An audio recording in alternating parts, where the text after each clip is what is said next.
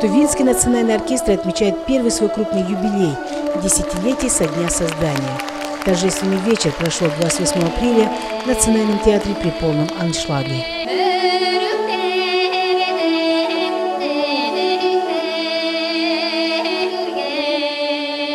Истоки создания оркестра ведут в отделение национальных инструментов Кызыльского училища искусств. По инициативе большого энтузиаста тувинской народной инструментальной музыки Татьяны Балдан. По сути, студенческий коллектив позже перерос в большой оркестр и получил статус Тувинского национального оркестра. Создание Тувинского национального оркестра играет очень важную роль, потому что становление и поднятие духа, самого первого духа тувинского народа, потому что все музыкальные инструменты, которые используются в Тувинском национальном оркестре, это чисто традиционные тувинские музыкальные инструменты, не модернизированные, а чисто как тысячелетиями назад, какими были, такими и на сегодняшний день. Любители традиционного музыкального искусства высоко оценили основание Тувинского национального оркестра, считая этот фактор значимым для повышения уровня профессионализма исполнителей на народных инструментах. Время показало, что создание Тувинского национального оркестра – важная веха в развитии искусства Тувы, которое послужило хорошим трамплином для формирования профессиональной оркестровой музыки в республике. Самым первым в этот вечер коллектив поздравил Шалбан Караола. Я бы хотел высказать слова благодарности, отметить наш национальный оркестр, который состоит не только вот просто как национальный оркестр, но и внутри нашего национального оркестра, вы знаете, представлены звезды, звезды личные. Именно те люди, которые сегодня носят от имени народа самые почетные звания народных умежей, заслуженные деятели искусств, заслуженные артисты. Конечно же, очень приятно сегодня осознавать, что наш национальный оркестр состоит из таких именитостей, как, например, Чиргылчин, как Алаш, как Угулза, как, я могу перечислять очень долго. От всей Тувы, от всей России поздравить наш национальный оркестр. Это особая для меня честь, и давайте вместе с вами аплодисментами поздравим их с юбилеем.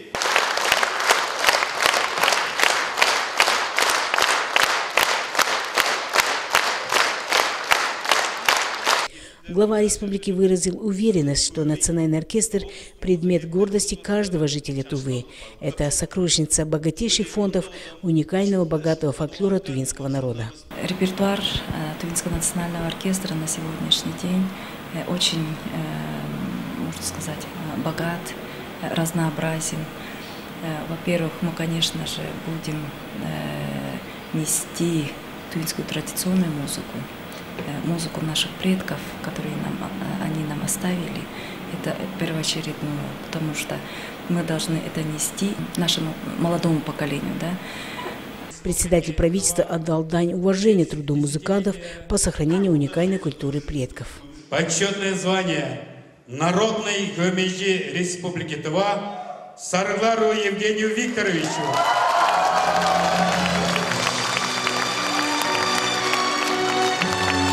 Почетное звание «Заслуженный артист Республики Тыва» присвоено артистке оркестра Айлан Андар. В этот вечер также заслуженным деятелем искусства Республики Тыва стала художественный руководитель оркестра Оксана Тюлюш. Громом аплодисментов зрители и музыканты встречали очередное вручение государственной награды. На этот раз звание «Заслуженный работник культуры Республики Тыва» удостоен звукооператор Шалбан Андар.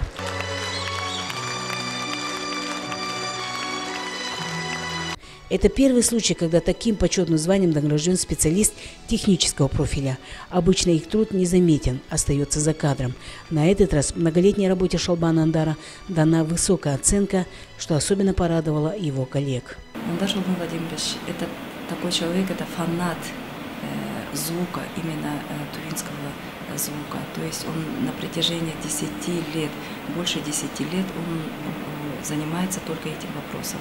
В Туве у нас профессиональных звукооператоров очень мало. Тот единственный звукооператор, который ценит и знает какой звук должен быть. В этот вечер музыканты Национального оркестра исполнили не только традиционное произведение, но и композиции молодых авторов – Буянмадра Тюлюша, Чойгана Компусамдан, Оксана Тюлюш.